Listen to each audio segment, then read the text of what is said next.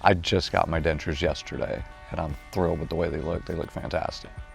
And they feel great, and they fit perfectly, and that was, you know, probably the most important and most difficult part of the process, was making sure that, you know, I was getting something that I could live with long term, you know, without constant readjustment and realignment. Probably go back once a year and have it, you know, make sure that everything's in order, but other than that, I feel like I'm in the right place. I should have made this decision 15 years ago. I love my AvaDent dentures. That's not hard to say.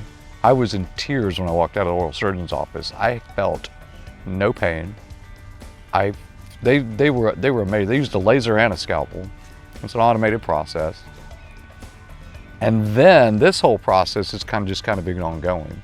So this was just something I did every week, was go to the dentist for an hour, you know? To now have these and be able to walk away, it's life-changing for somebody like me who's been doing the same dumb stuff for 20 years, thinking, it's fine, I'm fine. You know, now I realize I could have done this 15 years ago and been much happier and a lot less discomfort and eating a lot more comfortably than I have been. And now I get to do that. Now I get to enjoy that. I get to experience that moving forward. So I'm pretty excited.